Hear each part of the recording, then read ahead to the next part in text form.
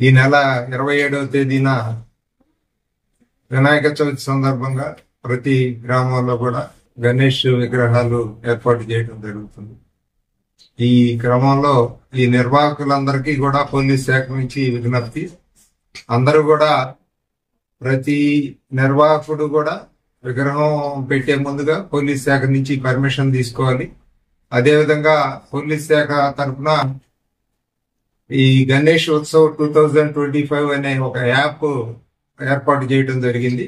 ఆ యాప్ లో వాళ్ళ యొక్క ఆ నిర్వాహకులు, అదేవిధంగా ఎక్కడ ఇన్స్టాలేషన్ చేస్తున్నారు, అదేవిధంగా వాళ్ళు ఆ విగ్రహాన్ని ఏ రోజున నిమజ్జనం చేస్తారు అనే వివరాలన్నీ కూడా నమోదు చేసి పోలీస్ శాఖ నుంచి ఆ కన్సర్న్డ్ ఎస్ఐ గారు వచ్చి అక్కడ విజిట్ చేసి దానికి అనుమతించడం జరుగుతుంది.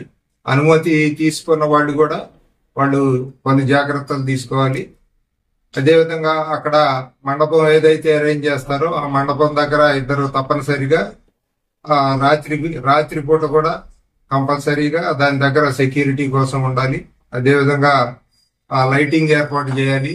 అక్కడ ఆ పూజలు జరిగే సమయంలో కానీ నిమజ్జనం జరిగే సమయంలో కానీ వాళ్ళు అక్కడ సెక్యూరిటీ ఉండి ఆ నిర్వాహకులు అందరూ కూడా జాగ్రత్తలు వహించాలి. అక్కడ ఎటువంటి డీజేలకు కానీ ఇతర పర్మిషన్స్ ఏమి ఇవ్వరు.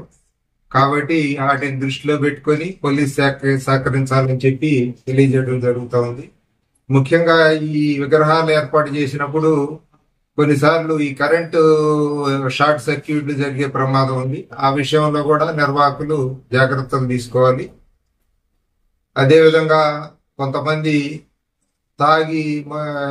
లిక్కర్ తాగి గొడవ చేసే వాళ్ళ విషయంలో కూడా ఈ నిర్వాహకులు జాగ్రత్త వహించాలి. అదేవిధంగా ఆ పోలీస్ శాఖ వైపు నుంచి కూడా ప్రతి ఈ విగ్రహాలు ఎక్కడైతే ఏర్పాటు చేస్తారో వాటి మీద పెట్రోలింగ్ పెట్టడం జరుగుతుంది.